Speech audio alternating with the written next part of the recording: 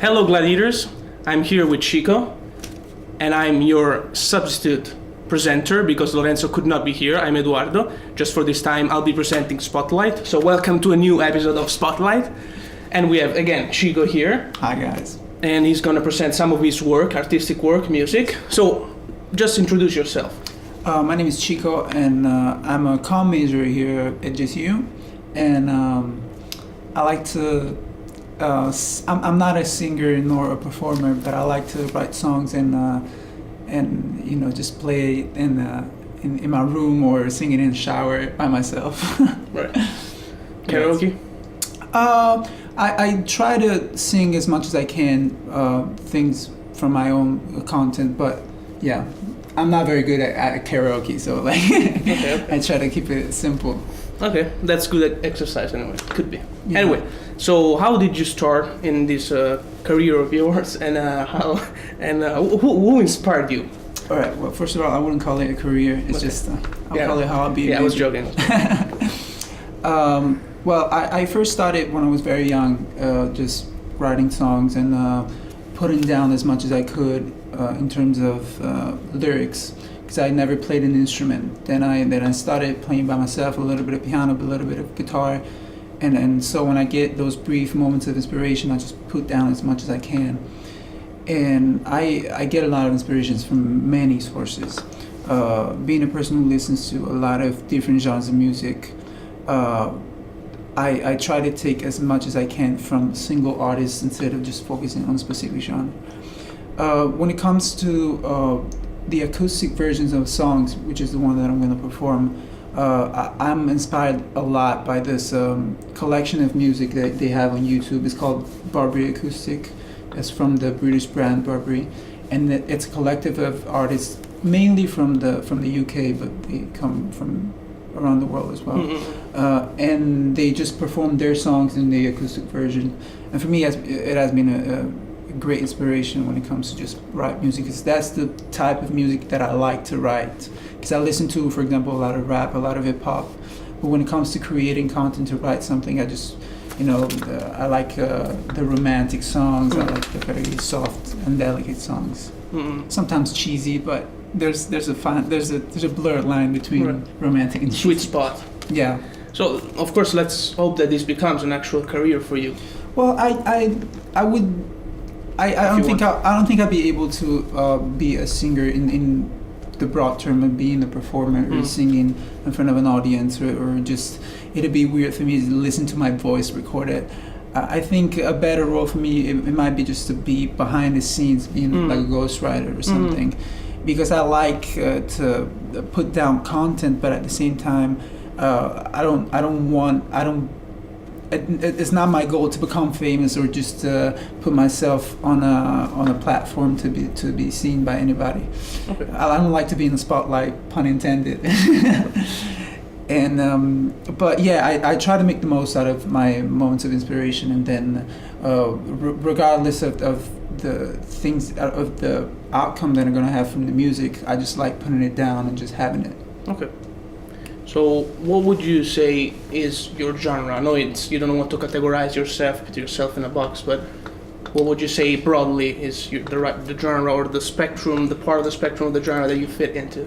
I would say country acoustic music, but not in a very strict term way of the way it's been intended. Just very soft, light acoustic music. That's what I like and what I do. And what about the university that is, you know, we are part of JCU, and so for which we host this format? What do you think? Do you think the JCU somehow had an impact on your work, on your artistic work? I think most definitely the university itself is a great environment to get inspiration from the people that surround you. You know, being around young people is always inspirational, regardless of if you're a visual artist or you're a singer or you're a performer or you just play an instrument. I think being around people who are passionate about what they do, and being around people who have a goal in life and they're just not here lost, not knowing what they do. I get a lot of inspiration from people who have self-discipline, or people who are creative and inspired. So I get inspired myself as well. Okay. And we wanted to ask you, do you have any tips for your fellow young artists that, like you, maybe are sharing similar experience? So do you have maybe some tips? Well, I think first of all that my fellow young artists are on another level because I don't consider myself an artist when it comes to music. But I think the best thing an artist can do is just find the alignment with your energy and just being inspired as much as you can and just do it, you know, like just put out as much content as you can, because you're gonna find something that you like out of what you put out if you put a lot of things out. If you just don't take risk and you don't take you don't seize the moment, you're not gonna be able to have enough for you to go on if you want to pursue a career, if you just want to find a path. For me, it's more of an hobby, so I don't really consider it to be something that I have to do. If it happens, it happens. But for people who want to pursue a career, for people who want to become famous, for people who want to make their passion their job, I think that's the most important thing. Be yourself and also work hard and just do it. Just put yourself into it. Yeah, you heard the gladiators, even though this has been said by 1,000 people 1,000 times. Seeing Chico saying it again, who is from my same region in Italy, absolutely makes it a little more meaningful. Yeah, absolutely. Yeah, we support and it was the South. Same experience. Yeah, absolutely. All right. So tell us about the song, the specific one you're bringing here tonight. Okay. So this song is called "I Know You Don't," and it's a love story. Okay. I told you there was going to be some cheesy content. It talks about the paradox of being in love with somebody and at the same time wanting them to just let you go. And on the other hand, when you feel like you're falling out of love with somebody, you kind of have this attachment because maybe you're so used to being with that person, you don't think you know a life. You don't think you know how to live a life without that person. So there's these paradoxes that make love and the most imbalanced, the relationships in general, but love the most imbalanced feeling and the most imbalanced thing you can go through, because you try to listen to your heart, but at the same time your mind is telling you 20,000 other things. And I relate it to my personal experience, of course, because I try to put as much realness as I can in my content. But it's a piece that I wrote a long time ago, actually. I think it's 3 or 4 years old, and I never put it out because I never had the chance, and it was an unfinished piece, and I didn't want to put it out there just because I was proud of it. I'm proud of the way I try to write music and the way I try to sing my songs, but at the same time I don't feel the urge to put it out. So it's an old piece, a very old piece, and as long as you're fulfilled, I mean. Absolutely. It's a lot. It took me a long time to write it, and this is why it's so meaningful for me and it's so fulfilling, as you said. So did you mean it to be presented to somebody else, not just for to be? I never thought about it. I would have loved to share it with a few people, and maybe the person that I was talking about in the song. Right. So did you try to recount your personal experience, individual, with all of its aspects that are part of the case, or did you try to also to make it a little bit more universal? Well, I think for more people. Exactly. That's a good point. I think making it real and relating it to my personal experience, it makes it universal, because we're all human beings. At a deep level, we all have the same feelings, and so people might relate to the connection that I feel, and that's the magic of music. That's what make music so unique in terms of how much people can relate to your songs and how much people can have the same feelings or different shades of the same feelings regarding a song that comes from personal experience. Okay. All right. Thank you. Thank you so much. Let us hear this song. Yeah. Facci sentire sta canzone. Thank you so much.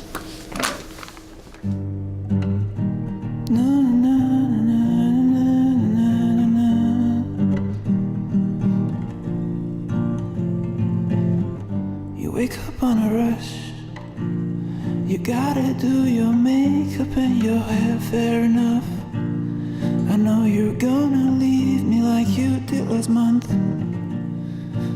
And it's so tough for me without you.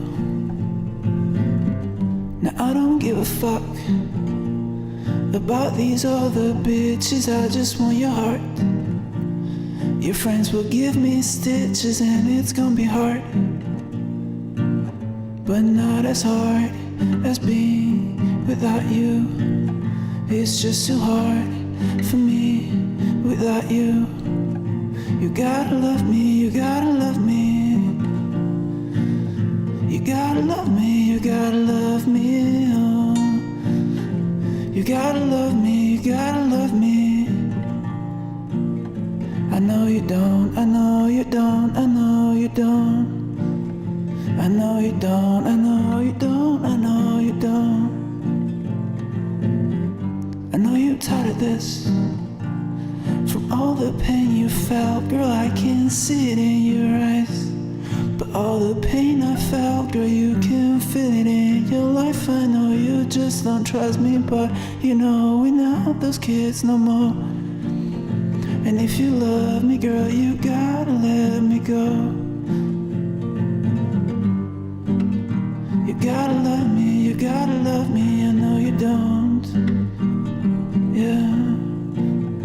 But they just wanna see me crucified and bleeding till I die. But girl, you love me, please, you gotta let them know. And they just wanna kill me straight away. I know you want me here to stay with you. And if you love me, let them know. And they just wanna kill me straight away. I know they don't want me to stay with you. But if you love me, let them know. You gotta let me go. And if you love me, girl, you gotta let me go. And if you love me, girl, you love me. If you love me, girl, you gotta let me go. And if you love me, girl, you gotta let me go. Let me go, let you go. Yeah.